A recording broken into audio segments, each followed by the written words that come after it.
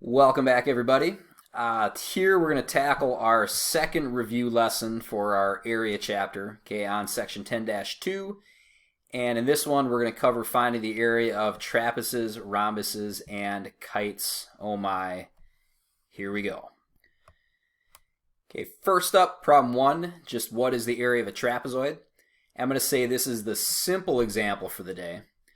Okay, I have an area formula for a trapezoid. Its area is equal to 1/2 times the height times, in parentheses, B1 plus B2.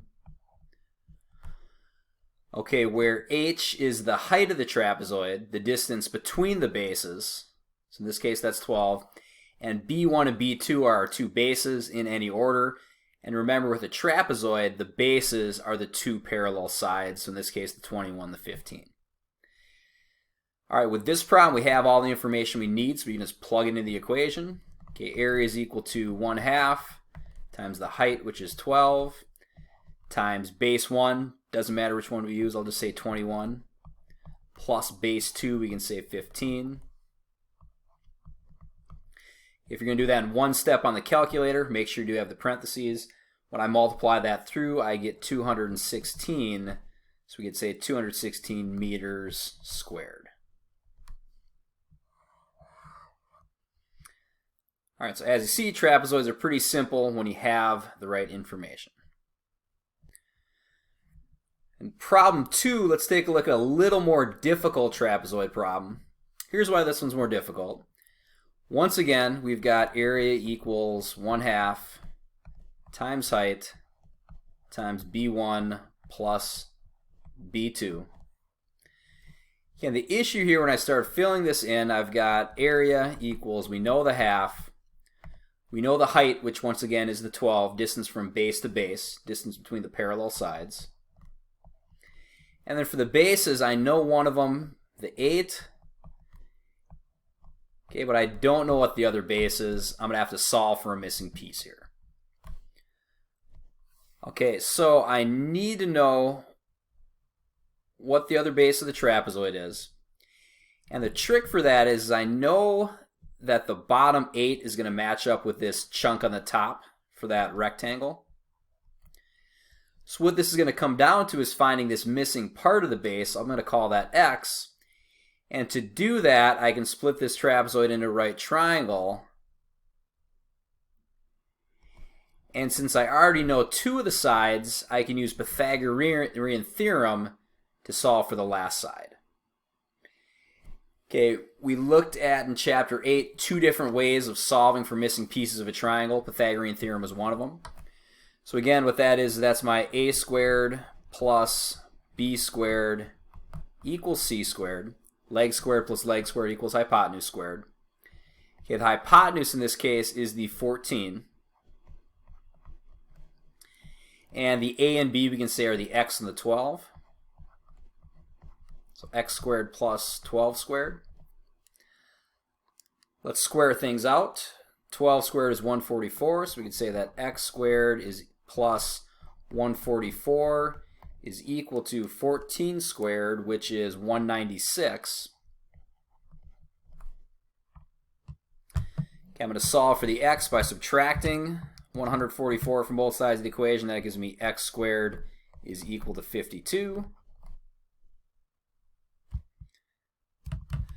All right, and then when I take the square root of both sides of that, I end up with x is equal to, square root of 52 is just a 7.2.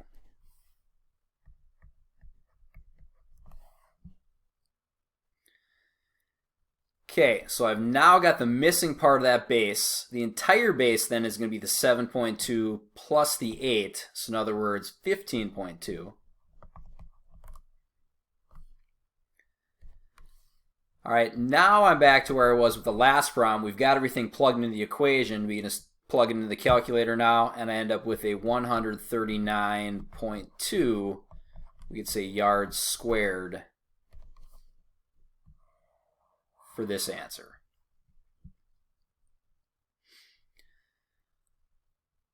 Okay, so there's an example of solving a trapezoid where we got to find a missing piece. Okay, we'll show you in a few minutes, remind you about the other ways we can find missing pieces of triangles, but that's one way we could do it. In problem 3, we want to find the area of a kite. Okay, it has a simple area formula, and the nice thing about this section is both areas of kites and rhombuses have the same formula. That area formula is area equals 1/2 times d1 times d2. Okay, where d1 and d2 stand for the length of the diagonals, the distance from corner to corner on that kite. Okay, so this one we can plug in what we know. We have the 1/2. And for d1 diagonal 1, I'm going to say it's the distance all the way across this way.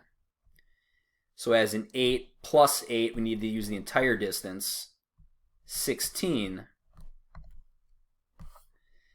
Okay, times d2, which will be the 14 plus the 8.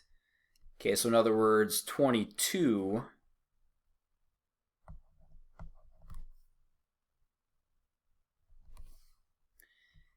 And when I multiply all that together, 1/2 times 16 times 22, I end up with a 176. So we'd say 176 inches squared.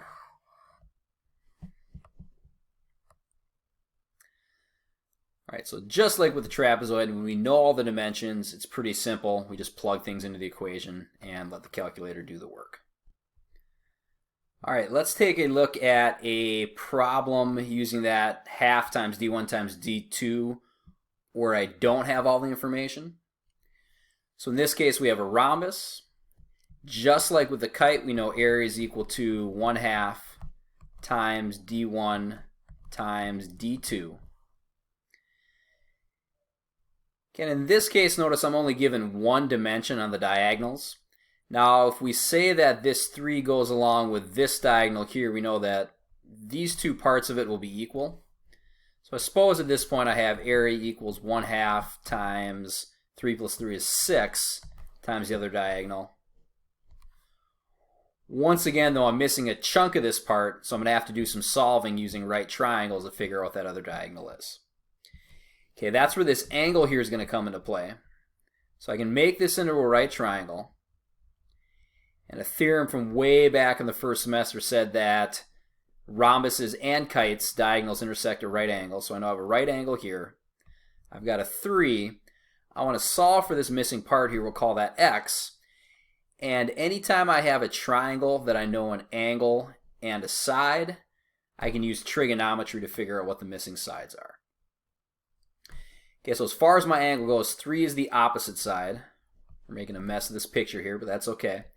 X is the adjacent side. Okay, opposite adjacent, that's my tangent ratio. We defined tan of an angle A as equal to the opposite over the adjacent, and that's on your formula sheet as well. So let's fill in what we know. Tangent, the angle is 45, is equal to the opposite, which is 3, over the adjacent, which is an x.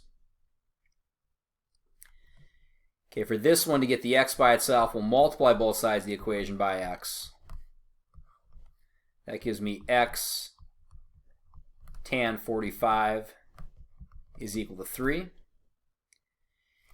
And then I'm going to divide both sides by tan 45.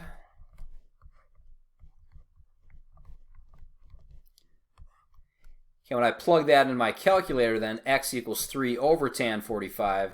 I actually get a nice number out, just a 3. Okay, so using trig, we just figured out this other diagonal is 6 as well. And then once again, once we have all the missing parts, we can just go 1/2 times 6 times 6. So in other words, 3 times 6, this will give me an 18 meters squared for this one. Okay, same formula we just used, and the big thing here is that's another way you can solve for missing parts of right triangles using trigonometry. All right, there you go. There's review lesson 2 for our area chapter. Now again, that's going to correspond with the next 4 questions on that Math Excel review assignment. So as in problems 5 through 8, Why don't you go ahead and give those a shot, and usual deal, if you need some help, make sure you're swinging by office hours and getting help with that stuff. We'll see you guys later.